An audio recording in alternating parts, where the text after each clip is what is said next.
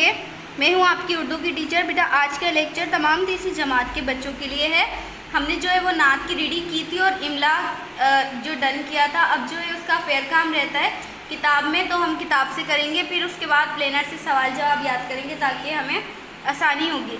तो आप किताब में सफ़ा नंबर 10 खोल लीजिए जिस पर हमारी मश्क है नात की। यहाँ देखिए बेटा मश्क के और सफ़ा नंबर 10 है।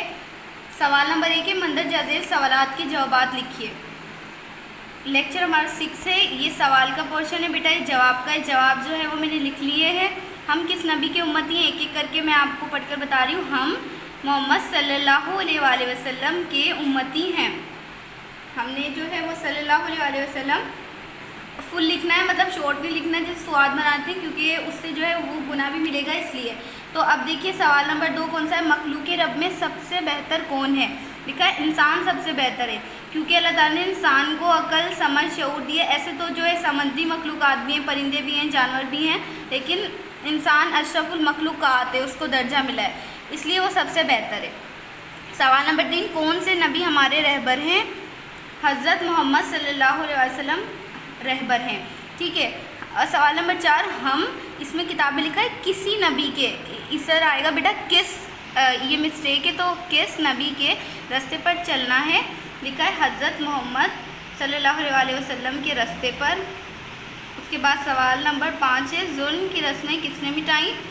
तो मैंने बेटा आपको किताब में डिफ़ाइन भी किया था पीछे जब नात पढ़ाई थी कि कौन कौन से जुल्म जो लोग करते थे और कौन कौन सी रस्में ऐसी थी जो कि जहालत वाली थी, तो वो भी नबी पाक ने दूर की। तो वही सवाल भी आया, इसका जवाब क्या है? मोहम्मद सल्लल्लाहु अलैहि वसल्लम ने मिटाई। ये हमारे सवाल जवाब जो है मुकम्मल हो चुकी है, जो कि मैंने लिखे हुए हैं। आपने इसी तरह देख देख कर मेरा लिखना है। अब सवाल नंबर 2 देखिए, दिए गए हरूफ की मदद से खाली जगहें पुर कीजिए। 4 खाली जगह दी हुई है। पहली कौन सी है? हमारे नबी का नाम देश है। इस अब ऑप्शन दिए मैं 2, एक ऑप्शन सही है एक गलत है।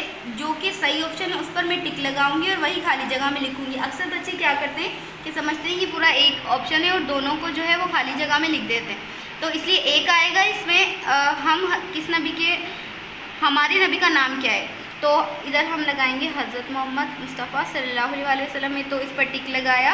अब यहाँ बेटा पूरा नहीं आएगा ये हज़रत मोहम्मद मुस्तफ़ा, तो हम यहाँ लिखेंगे मोहम्मद सल्लल्लाहु अलैहि वसल्लम। स्वाद जो है वो बेटा मैं सल्लल्लाहु अलैहि वसल्लम के बदले शॉर्ट लिख रही हूँ स्वाद, क्योंकि जगह नहीं है। फेयर काम जब आप कॉपी में करेंगे तो आप जो है वो थोड़ी ज़्यादा जगह छोड़कर पूरा लिखिएगा। उसके बाद नंबर 2 क्या है? अज़ान में देश का नाम शामिल है। 2 ऑप्शन है हज़रत मोहम्मद मुस्तफ़ा या हज़रत मूसा, तो हम लिखेंगे कि सही ऑप्शन है मोहम्मद सल्लल्लाहु अलैहि वसल्लम, तो यहाँ हम लिखेंगे मोहम्मद सल्लल्लाहु अलैहि वसल्लम।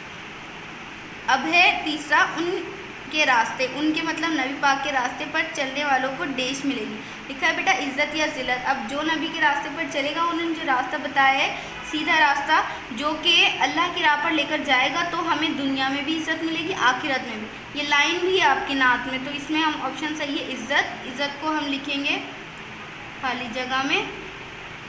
इसके बाद है हमारी कौम के वो हैं, हमारी कौम के वो देश हैं। अब देखिए देश क्या है? रहनुमा है, सियासतदान है, तो नबी पाक रहनुमा थे, हमारे रहबर बनकर आए, यानी रास्ता बताने वाले, तो इसमें आएगा रहनुमा। ठीक है, ये सही ऑप्शन है, ये हमने इसमें लिख दिया। अब ये चारों सही ऑप्शन थे, ये खाली जगह में आ गए। अब नीचे देखिए सवाल नंबर 3 मंदर जाजेल अल्फाज के जुमले बनाए। यहाँ हमें 4 दिए हुए हैं अल्फाज, एक एक करके हम जुमला बनाएंगे। पहला लफ्ज़ है तस्किरा। जुमला है मोहम्मद सल्लल्लाहु अलैहि वसल्लम का तस्किरा दोनों जहां में है। बेटा जो दोनों जहां कौन से? एक दुनिया और एक आखिरत, तो नबी पाक का जिक्र ना सिर्फ इस दुनिया में है बल्कि आखिरत में भी है। उसके बाद दूसरा लफ्ज़ है पैगाम। इसका जुमला हम बनाएंगे मोहम्मद सल्लल्लाहु अलैहि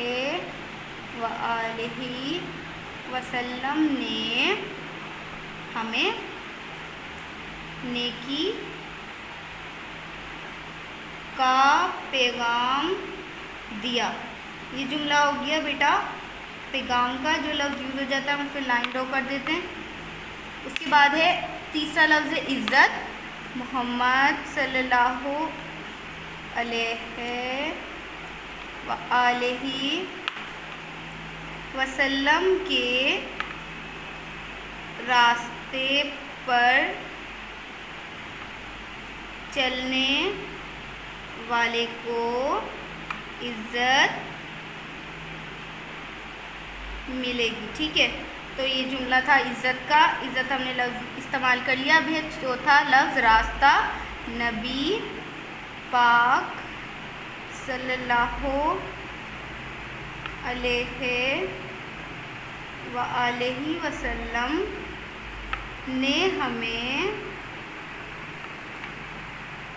सीधा रास्ता बताया। ये था जुमला किसका बेटा? रास्ते का। अब उसके बाद अगले सफ़े पर देखिए, सफ़ा नंबर 11, जिस पर हमारी मश्क के और सवालात लिखे हैं। अब देखिए सफ़ा नंबर 11 है। सवाल नंबर 4 लिखा हुआ है, सही जुमलों के सामने सही का निशान और गलत के सामने गलत का निशान लगाइए। अब कुछ जुमले ये 5 हमारे पास लिखे हुए हैं, इसमें से कुछ सही हैं और कुछ गलत हैं। अब हम पढ़ कर देखेंगे कि कौन सा सही है कौन सा गलत, फिर इस बॉक्स में हम सही गलत लिखेंगे। अब देखिए पहला कौन सा है, हम हज़रत ईसा अलैहिस्सलाम की उम्मती हैं। ये गलत है क्योंकि हम किस नबी के उम्मती हैं बेटा? हज़रत मोहम्मद सल्लल्लाहु अलैहि वसल्लम के, तो ये गलत है। उसके बाद दूसरा है कुरान सबसे पहली किताब है, तो कुरान जो है वो सबसे पहली नहीं आखिरी किताब है, ये भी गलत है, जो कि आखिरी नबी यानी हज़रत मोहम्मद सल्लल्लाहु अलैहि वसल्लम पर नाजिल हुई। अच्छा, तीसरा है हमें नेक कामों से बचना चाहिए। अब ये भी गलत है क्योंकि नेक कामों से हमें नहीं बचना चाहिए बल्कि नेक काम करने चाहिए, बुरे कामों से बचना चाहिए, तो ये भी हमें गलत बात हमें लिखी हुई है, तो हम इस पर गलत का निशान लगाएंगे। उसके बाद चौथा है हमें अच्छे अच्छे काम करने चाहिए। तो अब लिखा जुमला है क्या है बेटा? हमें हमेशा अच्छे अच्छे काम कीजिए या हमें अच्छे काम करने चाहिए, एक ही बात है, तो ये सही है, हम यहाँ सही का निशान लगाएंगे। उसके बाद हमारे नबी सल्लल्लाहु अलैहि वसल्लम ने जुल्म की रस्में मिटाई, तो ये भी सही है, इस पर भी सही आएगा, सही का निशान आएगा। उसके बाद सवाल नंबर 5 है हुरूफ मिलाकर लफ्ज़ मुकम्मल कीजिए। यहाँ हमारे पास इन्होंने अल्फाज दिए हुए हैं, एक एक करके हम इन लफ्ज़ों को देखकर यहाँ हुरूफ मुकम्मल करेंगे। ठीक है, अब देखिए जिस तरह लफ्ज़ है रास्ते, यहाँ हमें दिया हुआ है रे दिया हुआ है सीन, उसके बाद ये कुछ लफ्ज़ हुरूफ जो है ये मिसिंग है, जो कि हम इसको कंप्लीट करेंगे। अब देखिए रास्ते है, रे लिखा हुआ है, उसके बाद क्या आएगा? अलिफ। उसके बाद सीन है, सीन लिखा हुआ है हमें, फिर ते बड़ी है ज़बर ते, तो यहाँ हम लगाएंगे ते रास्ते। ये हमने हुरूफ जो है वो मुकम्मल कर दिया और लफ्ज़ को क्या बना है? रास्ते। उसके बाद है लफ्ज़ बेटा बचाया। अब बचाया का बे लिखा हुआ है, उसके बाद चे आएगा, चे बे ज़बर ब, चे अलिफ ज़बर चा, तो उसके बाद चे के बाद अलिफ मिसिंग था और ये अलिफ ज़बर या, बचाया बन गया। उसके बाद लफ्ज़ है बेटा ज़िंदगी, ज़िंदगी का जे दिया हुआ है, उसके बाद नून आया हुआ इधर, जिंदगी दाल ज़बर द घाव चोटी ज़ेरगी, ये बन गया ज़िंदगी, इधर नून आएगा इधर दाल। उसके बाद है मिटाना, मिटाना का मीम लिखा हुआ है और टे अली ज़बटा, अब देखो टे आएगा, अलिफ लिखा हुआ है, टे अली ज़बर टा, और उसके बाद फिर अलिफ लिखा हुआ है, बीच में मिसिंग है नून, नून अली ज़बर ना, मिटाना। ठीक है, अच्छा उसके बाद लफ्ज़ है पैगाम, पैगाम का पे लिखा हुआ है हमें, अब पे ये ज़बर पे, तो यहाँ बड़ी ये लगाकर हम उसके बाद गैन अली ज़बर का गैन हम लिखेंगे, अलिफ हमें दिया हुआ है, मीम भी दिया हुआ है, क्या बन गया? पैगाम। ये हमारे हमने हुरूफ जो है जो मिसिंग थे वो मिला दिए और लफ्ज़ हमारे पास थे तमाम, तो ये भी हमारा हो गया बेटा। सवाल नंबर 5 डन हो गया। अब सवाल नंबर 6 है मंदरज झेल अल्फाज के हम आवाज़ लफ्ज़ लिखिए।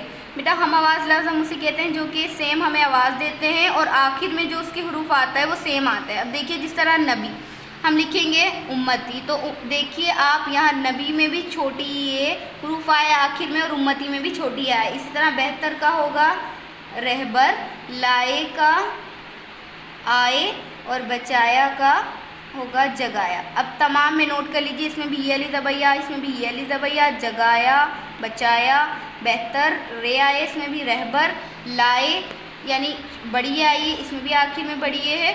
तो इसी तरह हम फिर से सुनिए, हम आवाज़ किसे कहते हैं जो कि एक जैसी आवाज़ दें और आखिर का हुरूफ सेम हो।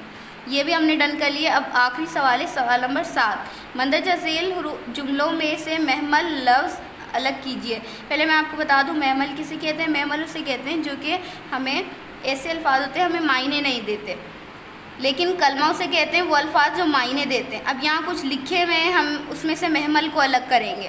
पहला है बाल कटवा लो। अब देखिए बेटा, अगर कोई कहे बाल कटवा लो तो हम समझ जाएंगे, क्योंकि वो कलमा है बाल तो मतलब उसका समझ आता है, लेकिन वाल का कोई मतलब नहीं होता, लेकिन कलमे के साथ यूज़ होता है। तो वाल जो है महमल है, यानी वो अल्फाज जो मायने नहीं देते। इसी तरह सालन वालन कम है, तो इसमें सालन का मतलब होता है, यानी ऐसा लफ्ज़ है जिसके मायने लेकिन वालन का कोई मतलब नहीं होता। घर में रोटी वोटी कम है। अब रोटी का मतलब बेटा पता है हमें, लेकिन ये जो लफ्ज़ है वोटी इसका कोई मतलब नहीं होता, लेकिन ये यूज़ होता है, तो ये महमल है। और इसी तरह दाल वाल ख़त्म हो गई तो वाल महमल है इसमें, यानी वाल का कोई मतलब नहीं। यहाँ हमारी मश्क जो है वो मुकम्मल हो गई है। नात की तमाम फेर काम मैंने करा दिया है। सफ़ा नंबर 10 और 11 पर हमारा फेर काम था। अब जो है आपने क्या करना है, ये काम मेरा देख देख कर डन करना है अपनी अपनी किताबों में। डायरी है आपकी बेटा, सबक नंबर 2 नात का फेर काम करें किताब में, जो कि सफ़ा नंबर 10 और 11 पर है। नीट और क्लीन राइटिंग में आपने अपना काम डन करना है। और ओके बेटा, क्लोज योर डायरी। बेटा ये काम हफ्ते के एंड में आपने चेक कराना है।